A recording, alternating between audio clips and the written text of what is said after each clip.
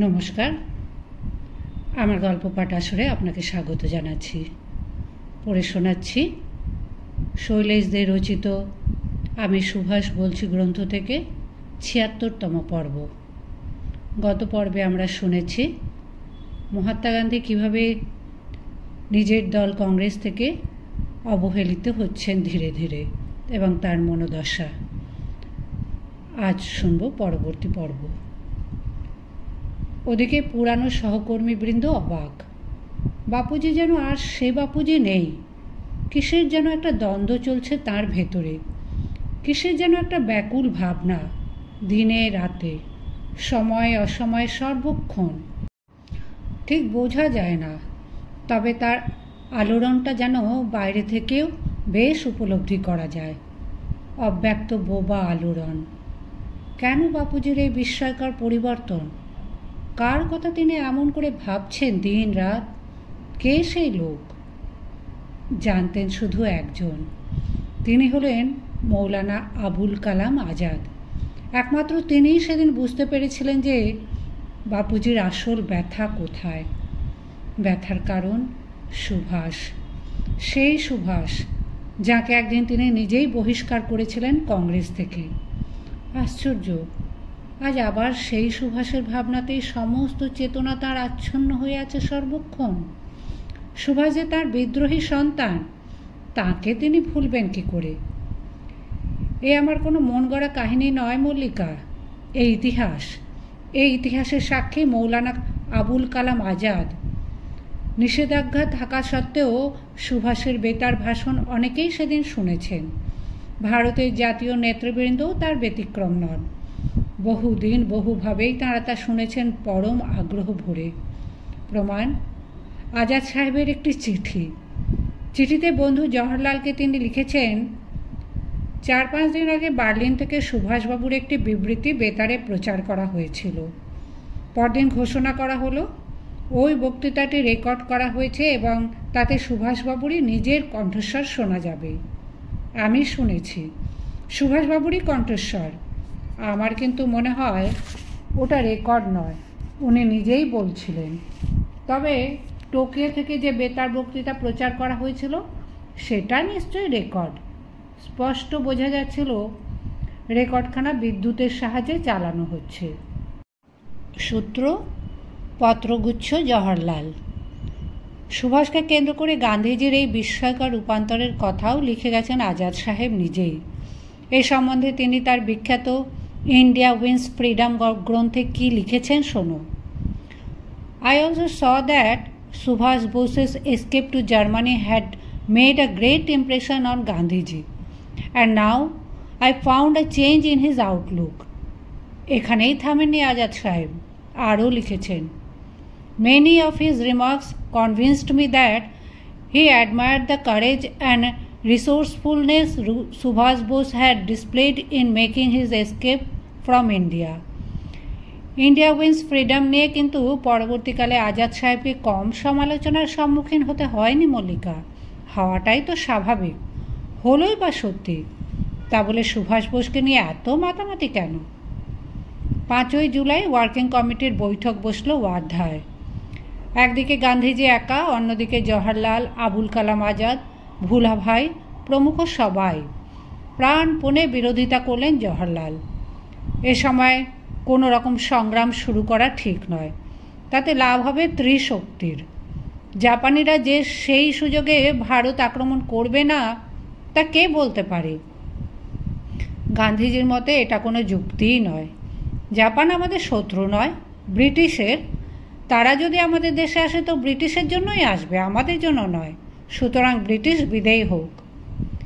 If the Japanese army ever come into India, it would come not as our enemy, but as the enemy of the British. বাধা দিলেন জওহরলাল। বোঝাতে চেষ্টা করলেন নানাভাবে কংগ্রেস অহিংস নীতিতে আস্থাবান। এ সময় আন্দোলন শুরু করলে বিদেশে আমাদের মর্যাদার হানি হবে। বটেই তো ফুট কাটলেন পরিহাসপ্রিয় আচার্য কৃপালানি। কিন্তু সাহেবরা আমাদের সম্বন্ধে কী ভাববে শুধু সেটা দেখলেই তো চলবে না। কিছু একটা করা না হলে দেশবাসী কী ভাববে সেটাও দেখতে হবে তো। একই অভিমত কংগ্রেসের লৌহ মানব সর্দার পটেলের। অনেক দিন গেছে, আর কত, অনেক বাদানুবাদ, অনেক তর্ক বিতর্ক, কিন্তু সব বৃথা। গান্ধীজি অটল, অনড়। শেষ পর্যন্ত তিনি চরমপত্র পেশ করলেন সহকর্মীদের কাছে। তোমাদের কাউকে আমি চাই নে, কাউকে আমার দরকার নেই, কারণ আমি জানি যে তোমাদের আর আমার পথ আলাদা। একসঙ্গে মিলেমিশে কাজ করা আর আমাদের পক্ষে কোনো মতেই সম্ভব নয়। এখানেই শেষ নয়, এই সঙ্গে আরও স্পষ্ট করে গান্ধীজি জানিয়ে দিলেন তার মনের কথা। কংগ্রেস যদি আসে তো ভালোই, নইলে একাই আমি সংগ্রাম শুরু করব আমার অনুগামীদের নিয়ে, আর কোনো রকম দেরি করতে আমি প্রস্তুত নই। অবাক হয়ে তাকিয়ে রইলেন জওহরলাল প্রমুখ সহকর্মীর দল। এ কার কণ্ঠ? বাপুজির না সুভাষের? মনে হয় এ যেন এতদিনকার চেনা সেই বাপুজি নন, আমূল পরিবর্তিত কোনো ভিন্ন সত্তা। কিন্তু কি করে এটা সম্ভব হলো? কোন অদৃশ্য শক্তির প্রভাবে? অনিচ্ছা সত্ত্বেও শেষ পর্যন্ত গান্ধীজির প্রস্তাব মেনে নিলেন জওহরলাল, মৌলানা আজাদ প্রমুখ সহকর্মীবৃন্দ। তাছাড়া উপায় কি? গান্ধীজি মানেই যে কংগ্রেস, তার বিরুদ্ধাচারণ করা মানেই যে চরম অবলুপ্তি। একমাত্র সুভাষ ছাড়া সে সাহস, শক্তি বা যোগ্যতা কজনের ছিল গোটা ভারতবর্ষে? ছিল কি কারো? তোমার কি মনে হয় মল্লিকা? তা বলে মন থেকে কিন্তু জওহরলাল গান্ধীজির সেই প্রস্তাব কোনোদিনই সমর্থন করতে পারেননি মল্লিকা। তার মতে গান্ধীজির সেই দিনের সেই সিদ্ধান্ত একটা সংকীর্ণ জাতীয়তাবাদের নিদর্শন ছাড়া আর কিছুই নয়। গান্ধীজি's approach also seemed to ignore international considerations and appeared to be based on a narrow view of nationalism. Discovery of India থেকে গৃহীত। প্রস্তাব গৃহীত হলো 14 জুলাই, তবে সবটা নয়, খানিকটা। গান্ধীজির সেই প্রস্তাব নাকি অত্যন্ত বিপ্লবাত্মক, কিছুটা বিপজ্জনকও বটে। তাই তার অগোচরে কখন সেই মূল প্রস্তাব থেকে কিছুটা অংশ কোথায় উবে গেল, সে রহস্যের কিছুতেই আর সমাধান করা গেল না। ওদিকে তখন হইচই পড়ে গেছে ইংল্যান্ড ও আমেরিকার সর্বত্র। পত্রপত্রিকার সমালোচনাও করা হলো বিস্তর। এ সময় মিস্টার গান্ধীর আন্দোলন শুরু করার একমাত্র অর্থই হলো দেশে অরাজকতা সৃষ্টি ও যুদ্ধ প্রচেষ্টা ব্যাহত করা। সুতরাং তার এই আন্দোলন কোনো দিক থেকেই সমর্থনযোগ্য নয়। তীব্র আক্রমণ করলেন সেই ক্রিপস। লন্ডন থেকে প্রচারিত এক বেতার বক্তৃতায় খোলাখুলিভাবেই তিনি আবেদন জানালেন বড় তরফের কর্তা আমেরিকার কাছে। মিস্টার গান্ধীর এই সিদ্ধান্ত অবিবেচনা প্রসূত। এ আন্দোলন যে করে হোক দমন করতেই হবে, তোমরাও এসো আমাদের সঙ্গে। আমেরিকারও সেই কথা। মিত্রশক্তির প্রধান যুদ্ধঘাঁটি এখন ভারতবর্ষ। এ সময় যারা আমাদের যুদ্ধ প্রচেষ্টা ব্যাহত করবে তারা আমাদের শত্রু ছাড়া আর কিছুই নয়। হুমকি দিলেন যুদ্ধকালীন ব্রিটিশ ভারতের secretary of state mister L.S. Amery. Mister Gandhi তার প্রস্তাবিত আন্দোলন শুরু করলে ভারত সরকার তার মোকাবিলা করার জন্য সব সময় প্রস্তুত। জবাব দিলেন গান্ধীজি, আমার বক্তব্য এত স্পষ্ট যা নির্বোধেরও বোধগম্য হওয়া উচিত। এ ধরনের হিস্টেরিয়া সুলভ চিৎকার করে কোনো লাভ নেই। যে যাই যুক্তি দেখাক না কেন, ভারতবর্ষে এই যুদ্ধের আয়োজন নিছক ব্রিটিশ সাম্রাজ্যকে রক্ষা করার জন্যই। সুতরাং স্বাভাবিক কারণেই আমার মন ব্রিটিশকে নৈতিক সাহায্য দান করতে অস্বীকার করছে। আমি একথাও বিশ্বাস করি যে ব্রিটিশের উপস্থিতি আজ জাপানকে ভারত আক্রমণে উত্তেজনা দিচ্ছে। সুতরাং ব্রিটিশ আমাদের দেশ থেকে চলে যাক, তারপর আমাদের সমস্যা আমরাই বুঝে নিতে পারব।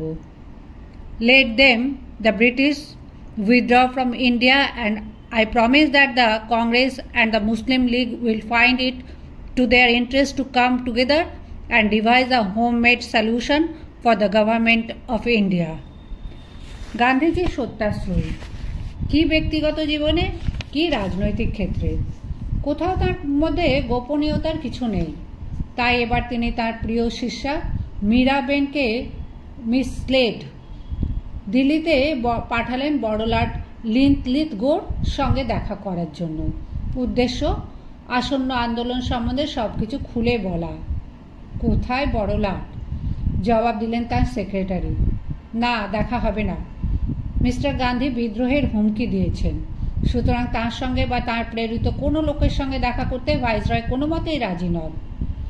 সরকারি ইস্তাহারে আরও পরিষ্কার করে বলা হলো, কংগ্রেস সমগ্র ভারতের প্রতিনিধি, সরকার একথা মানতে রাজি নন। দেশে বিরাট এবং শক্তিশালী অন্যান্য দলও রয়েছে, এ আন্দোলনের বিরুদ্ধে প্রতিবাদও তারা জানিয়েছে, সুতরাং তাদের এই দাবির পেছনে কোনো যুক্তি নেই। মিস্টার গান্ধীর এই চ্যালেঞ্জে ভারত সরকার দুঃখিত, তবে আন্দোলন যাতে বিস্তৃতভাবে হতে না পারে সরকার সে সম্বন্ধে যথেষ্ট সচেতন। কমিউনিস্ট পার্টির বক্তব্য আরও স্পষ্ট, এ যুদ্ধ জনযুদ্ধ, সুতরাং সর্বশক্তি দিয়ে এই আন্দোলন প্রতিহত করতে হবে। এমন কোনো কিছুই করতে দেওয়া হবে না যাতে ব্রিটিশের যুদ্ধ প্রচেষ্টা এতটুকুও ব্যাহত হতে পারে, কারণ ব্রিটিশও এখন জনযুদ্ধের অন্যতম শরিক। অবশ্য শুরুতে তাদের এ মনোভাব ছিল না, তখন তাদের বক্তব্য ছিল, এ যুদ্ধ সাম্রাজ্যবাদী ইংরেজ আমেরিকার যুদ্ধ, সুতরাং এক পাই এক ভাই নাহি দিব সমরে। মতের পরিবর্তন হলো জার্মানি কর্তৃক রাশিয়া আক্রান্ত হবার পরে। তখন থেকেই দলীয় মুখপাত্র, অরণি, জনযুদ্ধ ও পিপলস ওয়ার এগুলোতে শোনা গেল নতুন স্লোগান, চাল দাও, টাকা দাও, সেনা দলে ছেলে দাও, কারণ এ যুদ্ধ জনযুদ্ধ। বছরের শুরুতেই আবেদন জানানো হয়েছিল সরকারের কাছে, এ যুদ্ধ জনযুদ্ধ, সুতরাং এখন থেকে আমরা সর্বতোভাবে সহযোগিতা করব সরকারের সঙ্গে। জাপান সাম্রাজ্যবাদী, যে করে হোক তাকে রুখতেই হবে। জবাব মিলেছে 22শে জুলাই।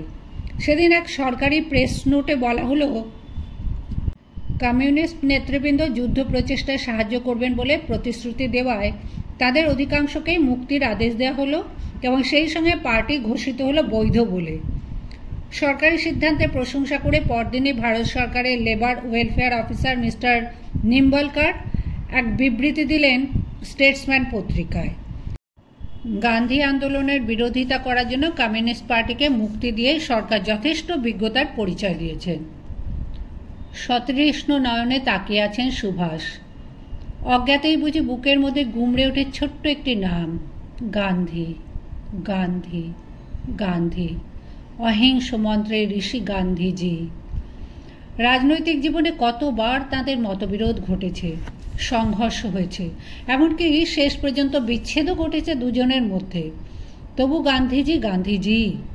জাতির গণজাগরণের মূলে তার বিরাট অবদানের কথা কোনো রকমেই অস্বীকার করার উপায় নেই। সংগ্রাম শুরু করার জন্য ইতিপূর্বে তিনি কম আবেদন জানাননি গান্ধীজির কাছে, কম চাপ দেননি, কিন্তু লাভ হয়নি কিছুই। প্রতিবারই তিনি পিছিয়ে গেছেন কোনো না কোনো একটা যুক্তির অবতারণা করে। সমস্ত দ্বিধা সংকোচ ঝেড়ে ফেলে দিয়ে আজ সেই গান্ধীজি মাথা উঁচু করে দাঁড়িয়েছেন সবার পুরোভাগে। তার জয় হোক, ভারত স্বাধীন হোক। একসঙ্গে ঘরে বাইরে দুদিক থেকে আঘাত হানতে পারলে সাফল্য সুনিশ্চিত। জয় হিন্দ। ওদিকে রাসবিহারী বসুর চোখেও ঘুম নেই। তিনিও সেই একইভাবে প্রহর গুনে চলেছেন তার একান্ত প্রিয় জন্মভূমির পানে তাকিয়ে। গান্ধীজির সংগ্রাম ঘোষণা করেছেন। কবে আসবে সেই শুভলগ্ন? কবে? 28শে জুলাই তারিখে ভারতবাসীদের উদ্দেশ্যে মহানায়ক রাসবিহারী এক মর্মস্পর্শী আবেদন জানালেন থাইল্যান্ড রেডিও থেকে। দিন আগত ওই, সবাই আপনারা দলে দলে যোগ দিন গান্ধীজির এই আন্দোলনে। মনে রাখবেন, জাতীয় জীবনে এমন সুযোগ বারবার আসে না। Friends, the hour has struck. We must now break the shackles which the British had bound us hand and foot. India had lost everything, but she has not lost her soul. Centuries of oppression and exploitation have not been able to kill her soul.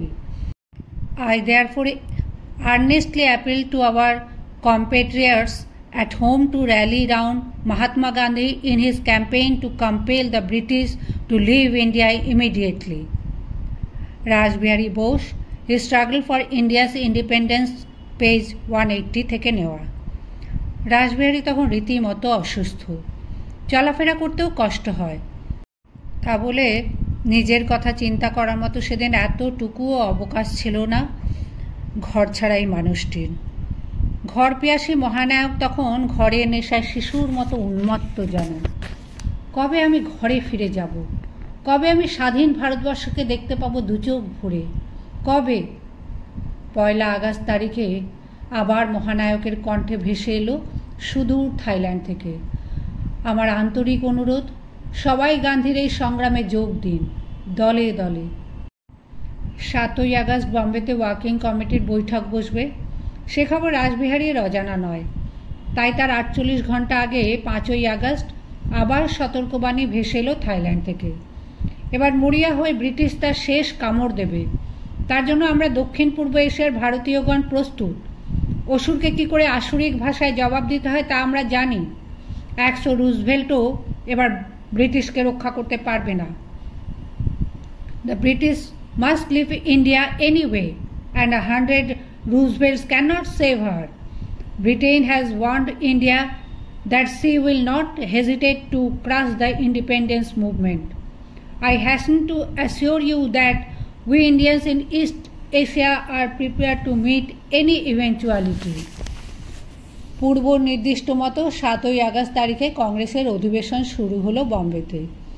নেতৃবৃন্দ সবাই এসে সেখানে সমবেত হলেন একে একে। এবার প্রস্তাব পাশ করার পালা। ভারত ছাড়ো প্রস্তাব গৃহীত হলো 8 আগস্ট রাত 10টায়। সেই সঙ্গে সংকল্প হিসেবে গৃহীত হলো 2টি মাত্র ছোট্ট শব্দ, কুইট ইন্ডিয়া আর ডু অর ডাই।